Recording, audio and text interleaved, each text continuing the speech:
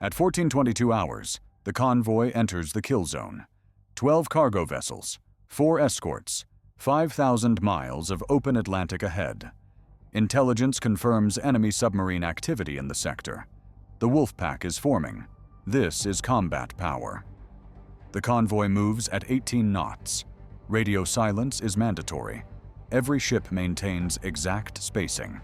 The frigates spread wide on the flanks. Sonar operators scan continuously. Water temperature is dropping. Thermal layers complicate detection. The ocean becomes a maze of acoustic shadows.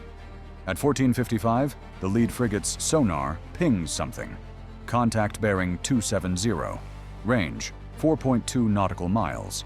Depth 320 feet. The operator hesitates. Could be a whale, could be a submarine, could be nothing. The tactical officer has 30 seconds to decide.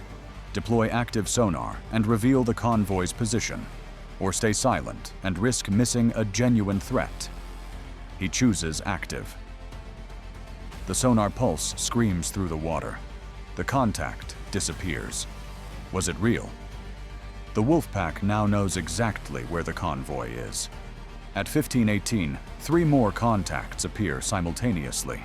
Bearings scattered across 40 degrees of arc, all at different depths, all moving in patterns that suggest coordination. The convoy commander faces immediate decisions: alter course and lose 12 hours, maintain speed and hope the escorts can handle it, or request air support that won't arrive for 90 minutes. He maintains course. The frigates break formation. Each moves toward a separate contact. Standard anti-submarine doctrine says never leave the convoy undefended, but with 3 threats, there's no choice. Which force breaks first? A. Air defense. B. Naval group. C. Command network. The northernmost frigate reaches its contact first. The sonar operator has strong confidence. Submarine-class signature. Speed 12 knots. Depth 280 feet. The captain orders weapons free. 2 Mark 54 torpedoes drop from the helicopter. They spiral downward. Active seekers engage. The water churns. At 15:41, both torpedoes detonate. Direct hits confirmed. Oil slick rising. Debris field spreading. First kill. But it was too easy. Combat power shows that real Wolfpack tactics use sacrifice. That submarine was the decoy.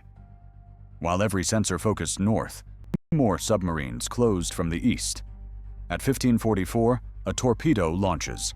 The signature is unmistakable. High-speed screws. Straight run toward the convoy's center. Impact in 4 minutes. The convoy scatters. 12 massive ships attempt emergency maneuvers. Turning radius at this speed, half a mile. They have less than that. The targeted transport is an ammunition ship. If it explodes, 3 other vessels die with it. The closest frigate races to intercept. Distance, 2.1 miles. Speed, 30 knots. Arrival time, 4 minutes 10 seconds. 10 seconds too late. The frigate launches a countermeasure torpedo. It's a sprint weapon. Speed, 60 knots.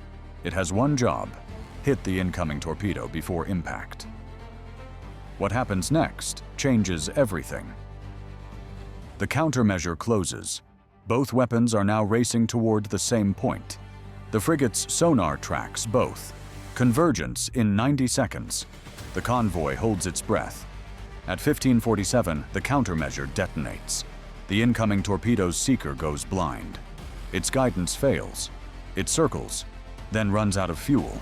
It sinks. The ammunition ship survives by 200 yards, but combat power teaches that one victory doesn't end the battle. At 15:52, the eastern submarines go deep. Thermal layer, 420 feet. Below that, sonar becomes nearly useless. The frigates know the submarines are there but can't pinpoint them.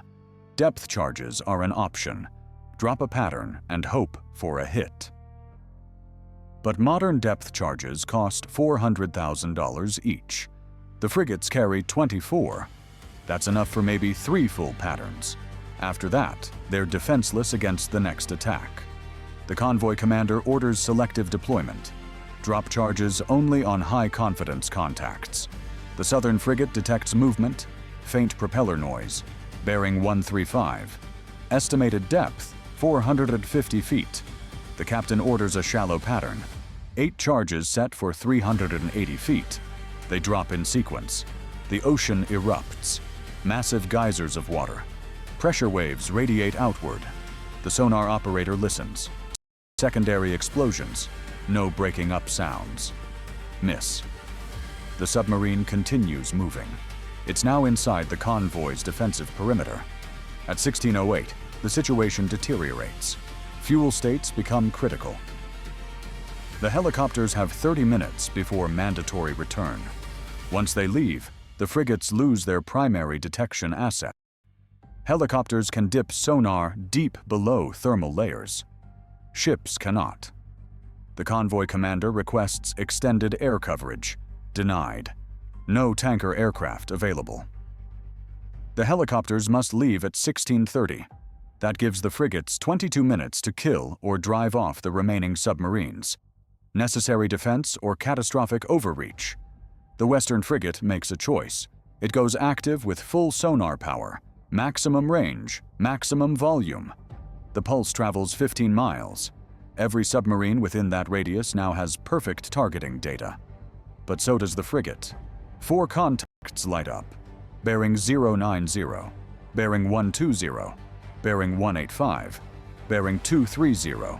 4 submarines, not 3. Intelligence was wrong. The wolf pack is bigger. The frigates are outnumbered. At 16:15, multiple torpedo launches detected. 6 weapons in the water. All from different bearings. All targeting different ships. This is saturation attack doctrine. Overwhelm the defenses. Force impossible choices. The frigates can engage 2 torpedoes each. That leaves 2 incoming. The convoy has seconds to react. Damage control teams prepare. Lifeboats ready. Some crews abandon non-essential ships. Combat power is now pure math. 6 torpedoes, 4 escorts, 12 transports.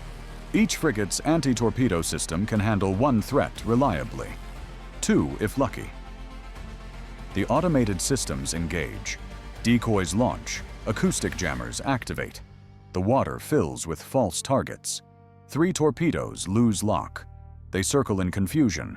2 stay on course. 1 finds its target. At 16:19, a cargo ship takes the hit. Midships, below the waterline. The explosion is contained. The ship lifts 12 degrees. It's taking water, but not sinking. Pumps engage. Watertight doors seal. The crew fights to save her. She drops to 8 knots. The convoy cannot slow down. The damaged ship falls behind. 1 frigate stays with her. Now the convoy has 3 escorts. The wolf pack has 4 submarines. At 16:25, the helicopters depart. The convoy loses its deep detection capability. The submarines know this. They go shallow, sprint speed. They're making their final attack run before the convoy exits the kill zone. At 16:28, sonar contact. Multiple high-speed screws. All 4 submarines closing simultaneously. Range, 3.5 miles. Speed, 25 knots.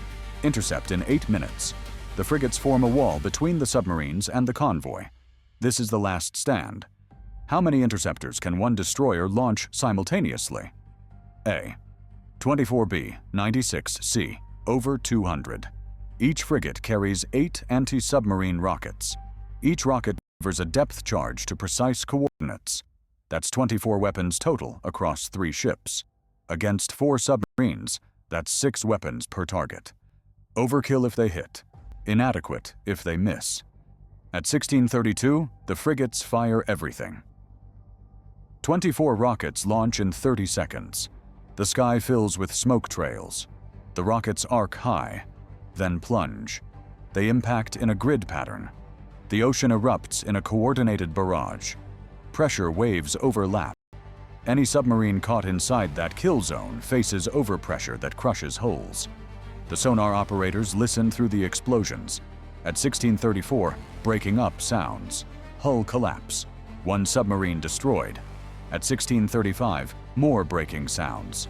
Second submarine confirmed killed. At 16:36, silence. The third submarine is damaged. Flooding sounds. Emergency blow. It surfaces 3 miles out. Crew abandons ship. It sinks stern first. The fourth submarine runs, maximum speed, bearing 270. It escapes the kill zone. The frigates are out of weapons. They cannot pursue. At 16:40, the convoy exits the danger area. 8 transports intact, 1 damaged but afloat, 4 escorts functional, 3 submarines destroyed, 1 escaped, 1 cargo ship's crew rescued by the trailing frigate. In combat power terms, this is a tactical victory. The convoy survived. The mission continues. But the cost analysis is harsh. 3 enemy submarines versus 1 damaged transport. If combat power decides wars, type combat power. The tactical lessons are clear. Wolfpack doctrine works when it forces defenders into impossible choices. Saturation attacks overwhelm even modern defensive systems. Submarines remain the ultimate ambush predators. Their stealth forces surface ships into reactive postures. Every decision costs time and resources. The convoy commander's after-action report notes several failures. Intelligence underestimated enemy strength by 25%. Sonar conditions were worse than forecasted. Helicopter coverage was insufficient. Depth charge expenditure exceeded doctrine by 40%. But the core lesson of combat power stands. Survival depends on overwhelming force applied at the decisive moment.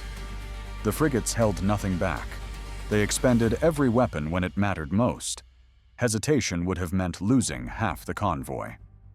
The answer to the tactical quiz: modern destroyers can launch over 200 interceptors through vertical launch systems, though frigates like these carry far fewer, typically 24-32 anti-submarine weapons total, including torpedoes and rockets. What would you order next? The convoy continues toward its destination. The damaged ship rejoins under tow. The Wolfpack is broken, but not eliminated. 1 submarine remains at large. Intelligence suggests 2 more may be en route. The convoy commander faces a new decision: request additional escorts and delay arrival by 72 hours, or push forward with depleted defenses and reach port in 48 hours. Speed versus security, the eternal calculus of naval warfare. In this scenario, combat power teaches that the ocean is the ultimate battlefield. No cover, no retreat, just endless water and enemies below. Subscribe to Combat Power, where raw force decides survival. Should convoys sacrifice speed for protection? Can anti-submarine warfare ever truly eliminate the threat? Does technology offset the submarine's inherent stealth advantage? When every ship carries millions in cargo and hundreds of lives, how much risk is acceptable?